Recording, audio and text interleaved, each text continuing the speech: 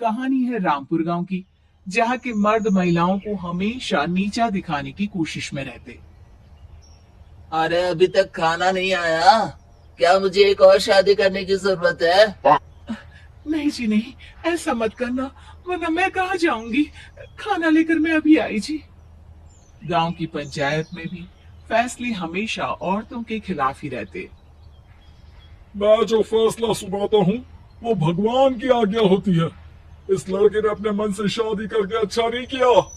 लड़के को घर भेज दो और इसकी शादी इसकी जाति की किसी लड़के से करवा दो। लेकिन ये लड़के, इसे तो गांव के बाहर निकाल दो। नहीं नहीं जमींदार साहब, ये क्या बोल रहे हैं? ऐसा नहीं हो सकता। मेरी बेटी मासूम है, इसे अच्छे बुरे की समझ नहीं है। अरे कहाँ जाएगी ये बेचारी? कहाँ जाएगी? इतनी चिंता है तो पूरे परिवार का गांव निकाला कर देते हैं। बेचारे पूरे बसे बसाए परिवार को गांव छोड़ना पड़ता है। चाहे जो हो, अगर बेटियों को कंट्रोल नहीं कर सकते तो गांव में रहने का कोई मतलब नहीं है। यहाँ औरतों को दब कर रहना होगा। कोई भी अपने हिसाब से कुछ नहीं कर सकता। सब ईश्वर की मर्जी से ही होगा। तभी गांव का एक आदमी दौड़ा दौड़ा आता है। सरपंच साहब, जमींदार साहब, वो कालिया है ना, उसकी बेटी पढ़ने के लिए शहर जा रही है। अच्छा, ये कब हो गया?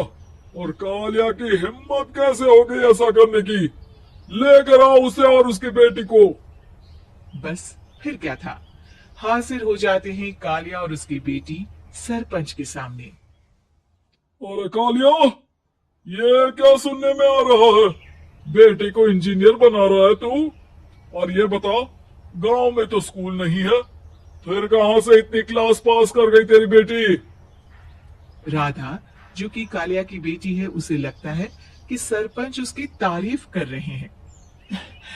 सरपंच जी, मैंने ऑनलाइन पढ़ाई की है, डिस्टेंस लर्निंग से। सभी में मैंने अच्छे नंबर पाए हैं, जिसे देखते हुए शहर की इंजीनियरिंग कॉलेज में मुझे स्कॉलरशिप मिली है। वाह जी वाह, क्या होती है ये? पहले तो ये बताओ, फिर आगे की बात करते हैं। पूरा गांव राधा की बात सुन रहा था और राधा बोलती जा रही थी। तो ऐसे मैं फ्री में एक अच्छी शिक्षा लेकर गांव में जो कुछ परेशानियां हैं, जैसे बिजली, पानी और इंटरनेट जैसी समस्याओं के लिए काम करूंगी।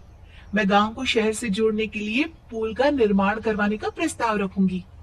मुझे पूरी उम्मीद है कि जल्द ही हमारा गांव भी तरक्की की राह पर चल पड़ेगा। राधा की बात सुनकर सारे गांव वाले ताली बजाने लगते हैं। सरपंच को समझ नहीं आता कि वो क्या करे। चुप रह नादान लड़की। गांव के खिलाफ जाने के लिए तुझे गांव से बेदखल कर दिया जाएगा, वो भी पूरे परिवार के साथ। और हाँ, अगर ठीक से गांव में रहना चाहती है तो ये पढ़ाई लिखाई छोड़ दे। हम तेरे लिए गांव का कोई होनहार लड़का देखेंगे।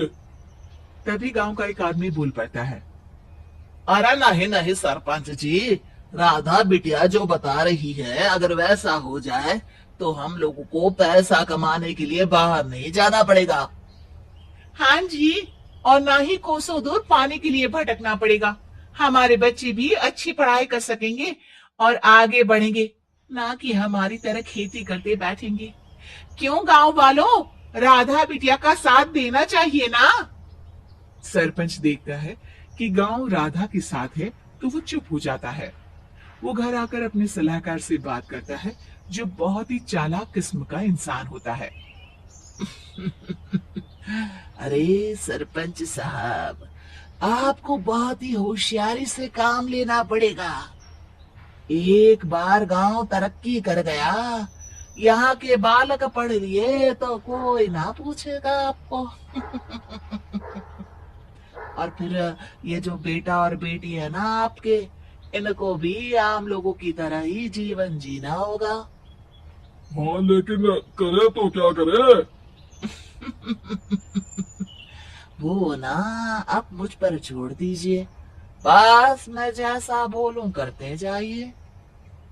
अगले रोज सुबह जब गांव वाले सोकर उठते हैं, तो राधा के घर के बाहर और साथ ही वो लोग जिन्होंने राधा का सपोर्ट किया था, उनके घर के आगे लाल रंग से कल आऊंगी लिखा होता है।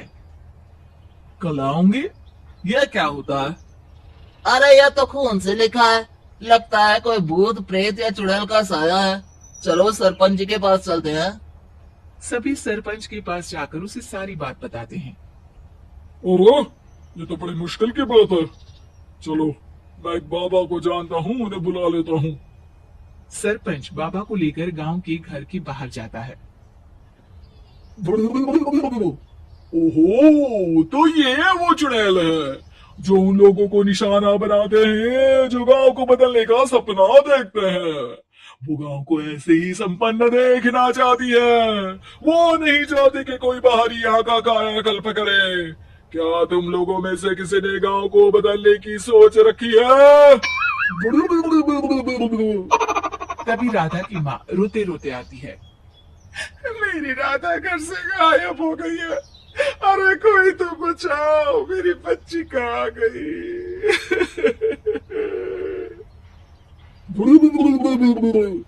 ले गई वो चुड़ैल, तेरी बच्ची को ले गई। अब वो उसे श्रापित करके छोड़ेगी, उस पर चुड़ैल का साया हो जाएगा। तभी बुरी सी हालत में राधा भी वहां आ जाती है। उसके बाल चुड़ैल की तरह फैले होते हैं और कपड़ों में खून लगा होता है। सभी राधा को देखकर डर जाते हैं। माँ, पता नहीं मुझे कौन उठा कर ले गया था। अरे दूर दूर हो जाए चुड़ैल, अब हम लोग इस गांव में नहीं रुकेंगे। अरे कैसे बातें कर रहे हैं आप? कल तो आप मेरे भरोसे गांव का हुलिया बदलने, अपने बच्चों को पढ़ाने और तरक्की उन्नति की बात कर रहे थे, तो आज क्या हो गया आपको? ये फिर तुम लोगों को बहकाएगी। ये चुड़ैल गांव में आ चुकी है, ऐसे ही ये तुम्हारे घर के बच्चों को भी ले जाएगी। गांव वाले राधा को गांव से बाहर निकाल देते हैं। उसके माँ बाप रोते रहते हैं, लेकिन गांव वाले नहीं मानते। मैं भी अपनी बहन के साथ गांव के बाहर रहूंगा, लेकिन वो पढ़ाई नहीं छोड़ेगी। वहीं सरपंच के घर पर सलाहकार कहता है। देखा, सांप भी मर गया और लाठी भी नहीं टूटी। लेकिन अगले ही दिन सरपंच के घर के बाहर भी वही शब्द लिखे होते हैं। और फिर सरपंच की बीवी कहती है, हमारी बेटी को किसी ने अगवा कर लिया है। तभी राधा का भाई वहां आ जाता है। अरे गांव वालों, मैंने सरपंच जी की बेटी को देखा था। वो चुड़ैल उसे उठाकर ले जा रही थी। अरे क्या मजाक कर रहे हो? नहीं नहीं सरपंच जी, आप नहीं जानते। वो चुड़ैल अब आपकी बेटी में आ जाएगी, जैसे राधा के अंदर आ गई थी। तभी सरपंच की बेटी वैसी ही हालत में वहां आती है जैसे राधा आई थी। पापा, पता नहीं कैसे मैं गायब हो गई थी। चुड़ैल, इसके अंदर भी चुड़ैल का साया है, मारो इसे। अरे नहीं नहीं, इसे भी राधा के पास गांव के बाहर ही भेज दो। अरे चुप रहो, मेरी बेटी कहीं नहीं जाएगी और चुड़ैल वुड़ैल कुछ नहीं होता है। अरे कैसे बात कर रहे हो सरपंच जी?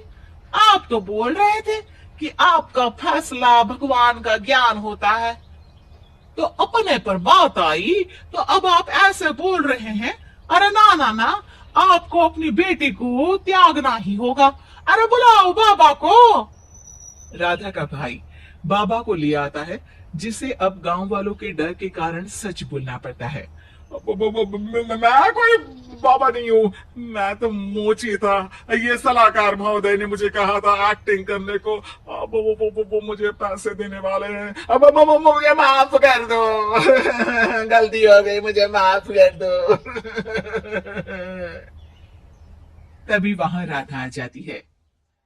देखा सरपंच जी, जब गांव के बच्चे साक्षर होंगे तो आप जैसे लोगों की चालाकी नहीं चलेगी।